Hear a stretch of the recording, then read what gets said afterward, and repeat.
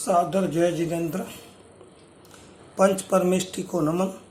शांति दूत आचार्य श्री महाश्रमण जी के सुपावन चरणों में सबक्ति वंदना।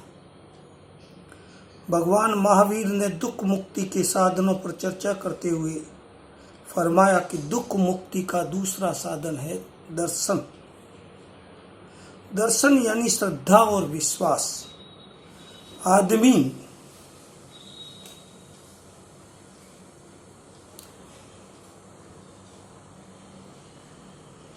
प्रत्येक प्राणी आज दुखी है क्योंकि उसमें या तो श्रद्धा या विश्वास नहीं है या उसकी कमी है। वीतराग पुरुषों ने कहा है श्रद्धा परम दुर्लभा, यानी श्रद्धा परम दुर्लभ है। श्रद्धा क्या है, श्रद्धा क्यों करनी चाहिए, श्रद्धा से क्या प्राप्त होता है आदि अनेकों प्रश्न सहज उपस्थित हो जाते हैं।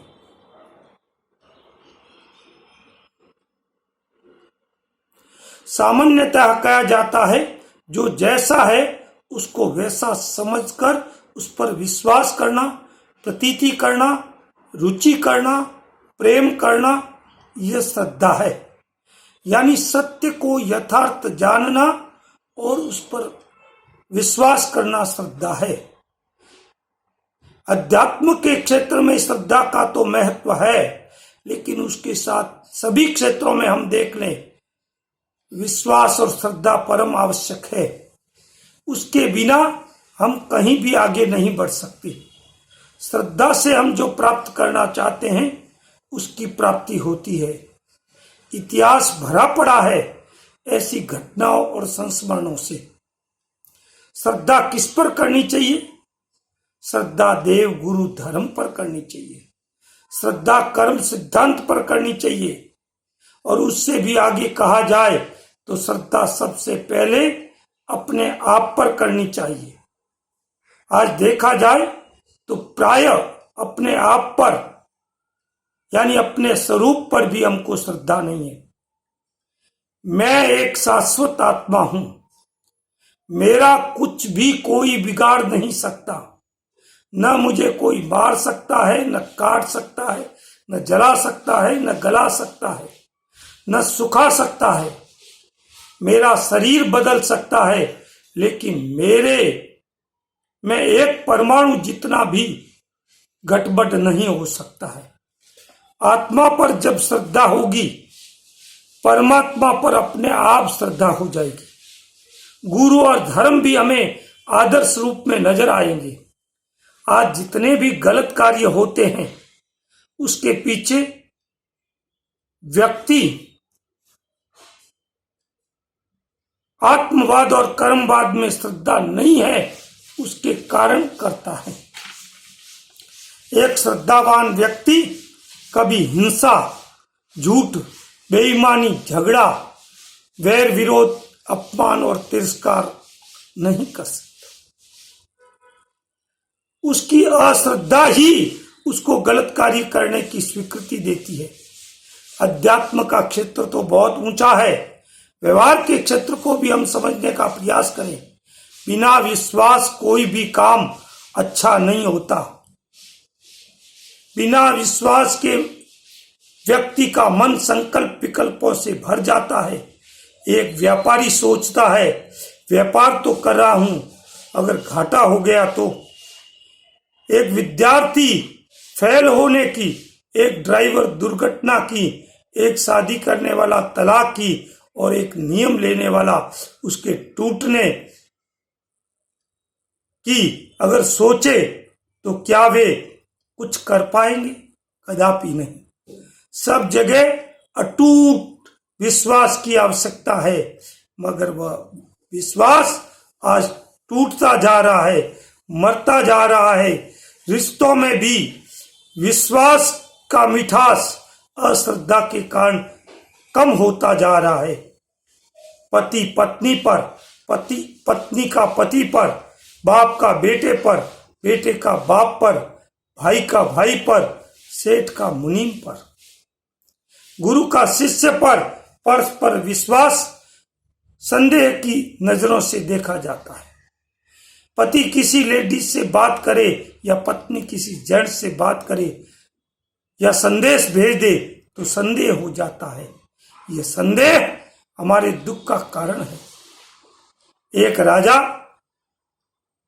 और एक मंत्री दिनों दिन कमजोर होता जा रहा था। राजा के पूछने पर पहले तो उसने जवाब नहीं दिया, परंतु ज्यादा जोर लगाने पर उसने कहा, राजन क्या करूं, मेरे मन में नहीं कहने योग्य बात है, इसलिए मैं आपसे कैसे शेयर करूं। फिर भी राजा ने कहा, तुम बेधड़क होकर के शेयर करो। तब उसने कहा, आपने जिससे विवाह किया है उस पर मेरा मन अटक गया था और रात दिन मेरे दिमाग में यही बात घूमती है। अब मैं आपसे कैसे शेयर करूं। राजा ने कहा, कोई बात नहीं, तुम मेरे मित्र हो, तुम्हारी समस्या मेरी समस्या है, मैं इसका हल करूंगा। आज रात्रि को मेरी पत्नी तेरे पास आ जाएगी, तुम तेरा मन हल्का कर लेना। इधर मंत्री से बात कर राजा पत्नी के पास पहुंचा और पूछा कि तुम मेरी पत्नी हो, क्या मेरा आदेश का पालन करोगी। उसने कहा, निस्संदेह। तब राजा ने आदेश दिया कि आज रात तुम्हें मेरे मंत्री के पास बितानी है। रानी एक बार तो आदेश सुनकर भौचक्की रह गई। यह कैसा आदेश, लेकिन आदेश आखिर आदेश होता है। और आदेश को मानकर रात को वह मंत्री के घर गई। मंत्री इंतजार में था, मन में अनेक तरह के सपने संजो रहा था कि रानी आएगी, ऐसा करूंगा वैसा करूंगा। लेकिन जो ही रानी को अपने कक्ष में प्रवेश करते देखा तो सारी पुरानी धारणाएं और कल्पनाएं मिट गई और अपने मित्र राजा और रानी के प्रति अहोभाव पैदा हुआ और बोल उठा, पधारो राजमाता पधारो। सुनकर रानी निश्चिंत हो गई।